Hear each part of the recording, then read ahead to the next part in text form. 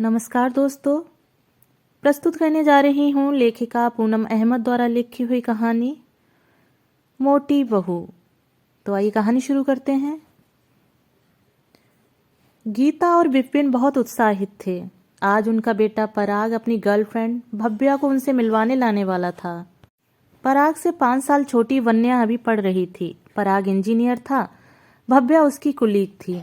आधुनिक सोच वाले गीता और विपिन को पराग की पसंद की लड़की को अपनी बहू बनाने में कोई आपत्ति न थी। भव्या पंजाबी परिवार से थी, जबकि गीता और विपिन ब्राह्मण थे। किसी के लिए जाति धर्म का महत्व तो नहीं था। भव्या के माता पिता की कुछ वर्ष पहले एक एक्सीडेंट में मृत्यु हो गई थी। जालंधर में रह रहे उसके मामा मामी ही उसके गार्जियन थे। भव्या मुंबई के अंधेरी इलाके में 4 लड़कियों के साथ एक फ्लैट शेयर करके रहती थी। गीता ने बड़े मन से भव्या के लिए लंच तैयार किया था। गीता, विपिन और वन्या फिगर के प्रति एकदम सचेत रहते थे। गीता और विपिन तो फिगर और स्वास्थ्य के प्रति इतने सजग थे कि उन्हें देखकर पता ही नहीं चलता था कि उनके इतने बड़े बच्चे हैं।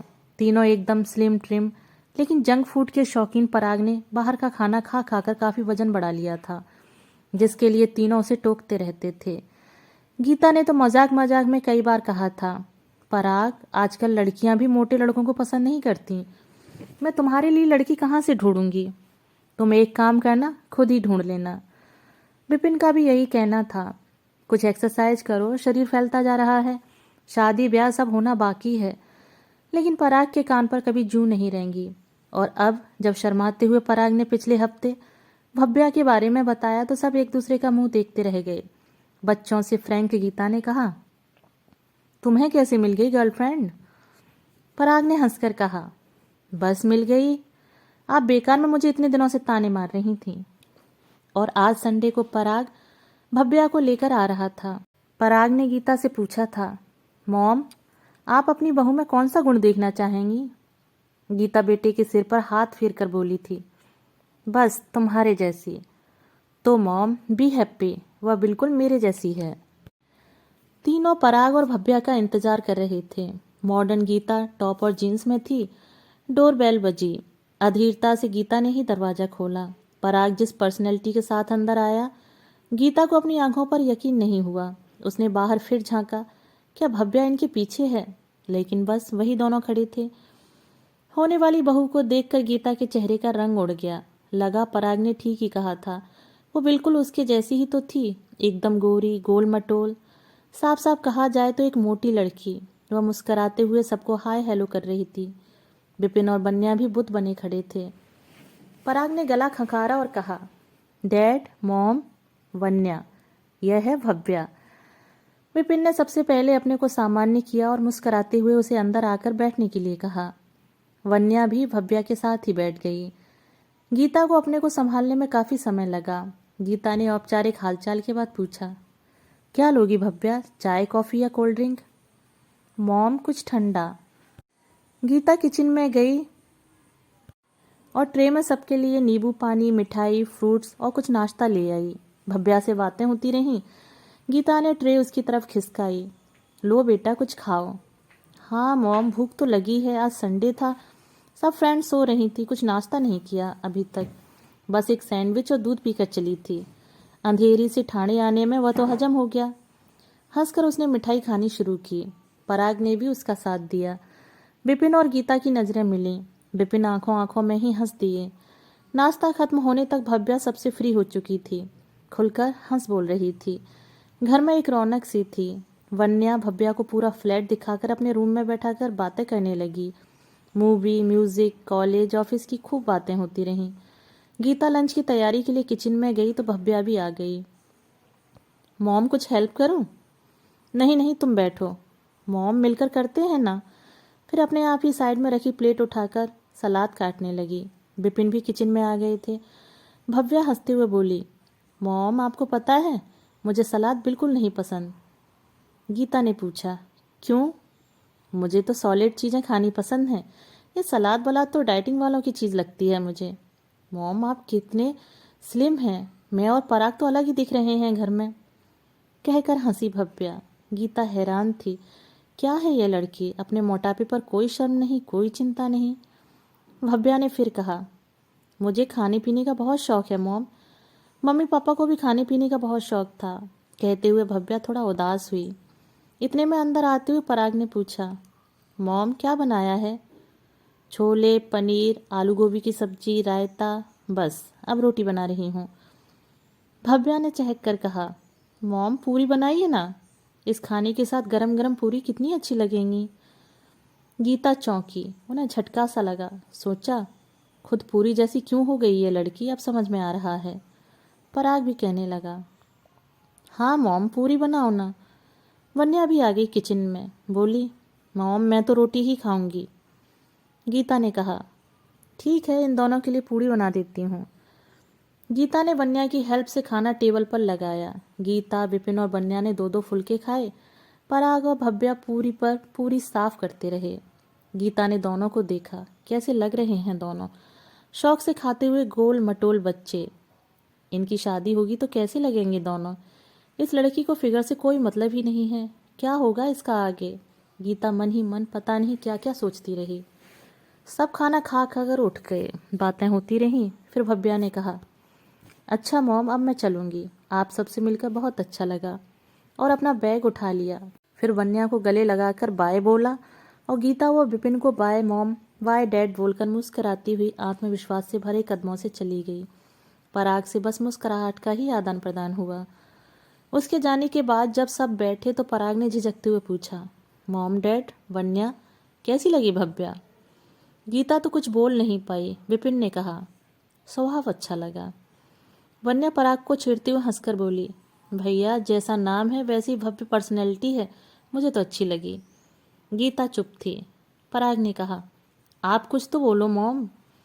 गीता ने एक ठंडी सांस भरकर कहा, तुम्हें पसंद है ना, बस मेरे लिए यही महत्वपूर्ण है कि तुम खुश हो। अब शादी कब करनी है बताओ, इसके मामा मामी से फ़ोन पर बात कर लेती हूँ। पराग ने जीन्स की जेब से झट से एक पेपर निकाल कर दिया। कहा, यह है उसके मामा का फ़ोन नंबर। विपिन को हंसी आ गई। वाह बेटा बहुत जल्दी है शादी की। फिर सब अपने अपने रूम में थोड़ा आराम करने चले गए। विपिन ने बराबर में लेटी गीता से पूछा, क्या हुआ, पसंद नहीं आई भव्या? जानता हूँ, क्यों? तुम्हें बेडॉल फिगर पसंद नहीं है ना? पराग भी तो स्लिम ट्रिम नहीं है, कुछ तो बोलो गीता, चुप क्यों हो इतनी? रुआसी हो गई गीता। क्या सोचा था क्या हो गया। हमेशा एक फिगर कॉन्शियस स्मार्ट सी बहू का सपना देखती आई हूँ। मेरी सहेलियाँ फिटनेस के प्रति मेरा शौक देखकर कहती हैं, गीता तुम तो जरूर एक मॉडल बहू लेकर आओगी। मैंने भी गर्व से हाँ में गर्दन हिलाई है हमेशा। इस उम्र में भी मैं फिगर का कितना ध्यान रखती हूँ, और यह लड़की तो जैसे फिटनेस और फिगर जैसे शब्द ही नहीं जानती, और उस पर कितने गर्व से बता रही थी कि उसे खाने पीने का शौक है। मैं तो पराग के मोटापे पर गुस्सा होती थी, अब बहू भी मोटी, मेरी सहेलियाँ मेरा कितना मजाक उड़ाएंगी। कहते कहते उनका मुंह लटक गया। विपिन ने शांत और प्यार भरे स्वर में कहा, अरे प्यार से समझाएंगे तो ध्यान रखना सीख जाएगी सेहत का। ना माँ बाप है ना भाई बहन, अकेली जी रही है। हमारे साथ रहेगी तो प्यार से धीरे धीरे सब सिखा देंगे। तुम दिल छोटा मत करो, स्वभाव अच्छा है उसका बस। दिन बीत रहे थे। दिन में कई बार भव्या गीता को फ़ोन जरूर करती, हाल चाल पूछती। गीता को अच्छा लगता। वन्या से तो वह अक्सर मैसेज में चैटिंग करती रहती। विपिन ने भव्या के मामा अनिल से दोनों के विवाह के बारे में बात कर ली थी। किसी पंडित से दोनों की कुंडली मिलाने के अंधविश्वास में विपिन और गीता बिल्कुल नहीं पड़े। उनकी सिंपल सी सोच थी, उनके बेटे को भव्या पसंद है बस। भव्या का स्वभाव सबको अच्छा लगा ही था, बस गीता को जैसी स्लिम बहू चाहिए थी। भव्या उस कसौटी पर खरी नहीं उतरी थी। यही बात गीता को कचोटती थी कि उसकी सहेलियां भव्या को देखकर जरूर मजाक बनाएंगी। अच्छी तरह जानती थी गीता अपनी सभी सहेलियों को। 1 महीने बाद सगाई का समय रखा गया। विपिन ने गीता से कहा, अपनी फ्रेंड्स की लिस्ट बना लो। नहीं, मैं अपनी फ्रेंड्स को नहीं बुला पाऊंगी, सीधा शादी में ही बुलाऊंगी। नहीं तो सगाई से शादी तक ताने मार मार कर मेरा दिमाग खराब करती रहेंगी। बस सगाई की मिठाई भिजवा दूंगी सबके घर। सब थोड़ी बहुत तैयारियों में व्यस्त हो गए। अनिल अपनी पत्नी रेखा के साथ आकर एक होटल में रुके। विपिन और गीता ने उन्हें अपने घर पर ही रुकने का आग्रह किया, लेकिन संकोचवश वे होटल में ही रुके। सबको एक दूसरे से मिलकर अच्छा लगा। गीता ने किसी सहेली को नहीं बुलाया, बस बच्चे और विपिन के दोस्त थे। तैयार होकर भव्या अच्छी लग रही थी, चेहरा काफी आकर्षक था उसका। उसने कई बार गीता से पूछा, मॉम, आपने अपनी किसी फ्रेंड को नहीं बुलाया? गीता ने यह कहकर टाला। बस सबको शादी पर ही बुलाऊंगी। दोनों ने एक दूसरे को अंगूठी पहना दी। सगाई हो गई। अनिल और रेखा भव्या के भाभी ससुराल वालों का व्यवहार देखकर बहुत खुश थे। शादी की तारीख 2 महीने बाद की पक्की हो गई। अनिल और रेखा चले गए। तय यही हुआ कि अनिल और रेखा ही कुछ खास रिश्तेदारों के साथ मुंबई आ जाएंगे। विवाह की तैयारियां शुरू हो गईं। भव्या और पराग वीकेंड में ही फ्री होकर शॉपिंग कर पाते थे। भव्या शनिवार को सुबह आती, पूरा दिन शॉपिंग होती।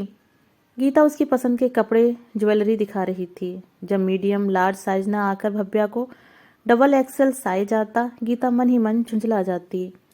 एक संडे पूरा परिवार शॉपिंग पर निकला। गीता हैरान रह गई जब भव्या ने कहा, मॉम पिज्ज़ा खाएंगे। लेकिन बेटा, लंच करके ही तो निकले हैं अभी। तो क्या हुआ मॉम, शॉपिंग करते करते कुछ खाने में बहुत मज़ा आता है। पराग भी शुरू हो गया, चलो ना मॉम, कुछ खाएंगे। नहीं पराग, तुम्हें पता है ना मैं अभी कुछ नहीं खा सकती। तो ठीक है, आप साथ तो बैठिए।